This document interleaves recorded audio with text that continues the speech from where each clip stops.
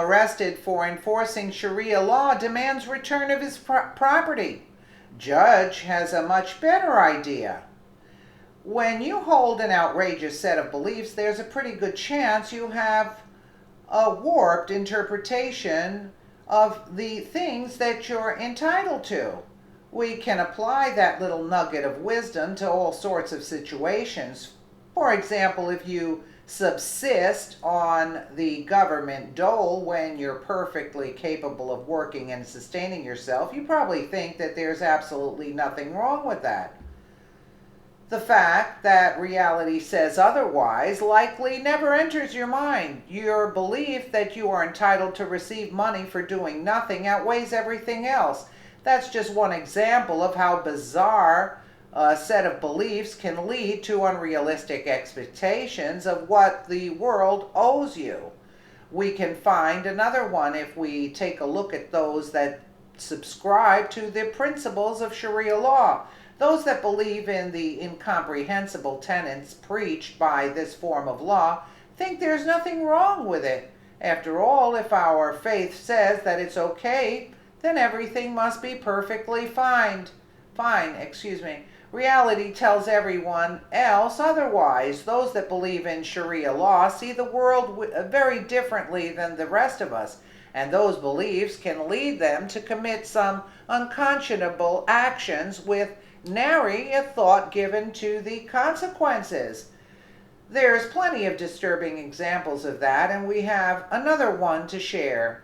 Mad World News passes along the details. Michael Coe, a bodyguard of convicted ISIS recruiter Anhem Chowdhury, was sentenced to 28 months in prison in December of 2016 for enforcing Sharia law by beating a 16-year-old boy who had committed the Islamic offense of hugging his teen girlfriend in London, England.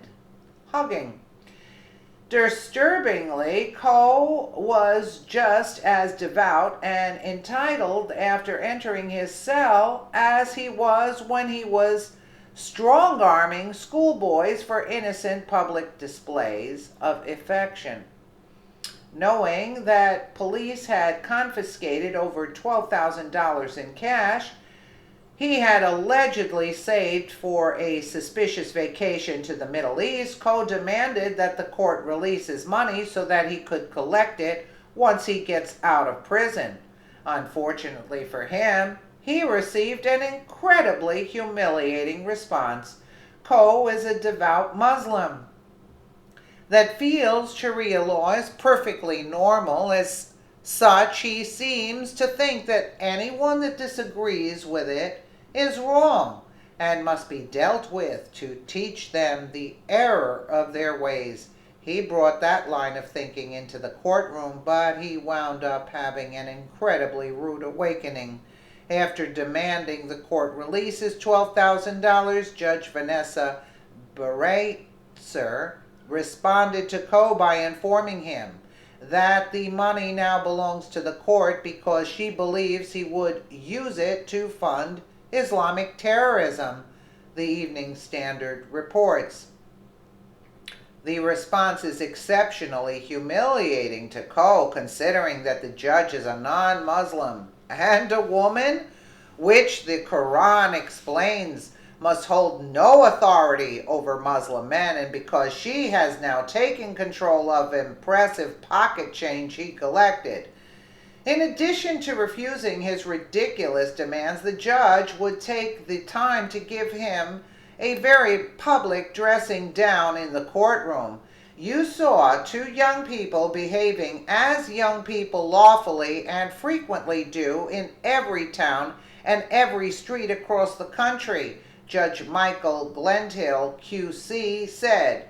In my judgment, you took offense very shortly after you saw these two because you thought they were young Muslims, and to you, your way of thinking at that time, Islam prohibits such behavior. You stopped to reprimand them, and you were acting as a self-appointed enforcer of your interpretation at the time of how a Muslim should behave. So, Will this serve as a wake-up call to Ko? No. Will he reemerge from his time in confinement a changed man after serving such a harsh wake-up call? No. The answers are no and no. I knew that already. Ko will continue to hold his bizarre and out-of-touch beliefs. In fact, he could even become stronger in his convictions as a result. And that, yeah, I was just going to say this. That's a scary prospect, but it's next to impossible to get through to someone that's as far gone as he's demonstrated that he is.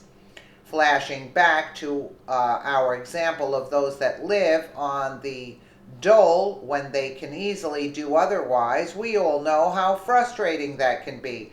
Unfortunately, there's no way to eradicate such beliefs with ease in either case. However, we can enjoy the small victories, such as this one, whenever they come to pass. Whoever, there should be a test. Absolutely. They cannot conform to Western world. They were brought up differently. They are not meant to mix with Western civilization. End of story. They should not be here. Absolutely. The judge was right, but who knows what this idiot's going to do later on in the future. You never know. Let me know what you guys think in the comments below. And again, thank you so much for watching.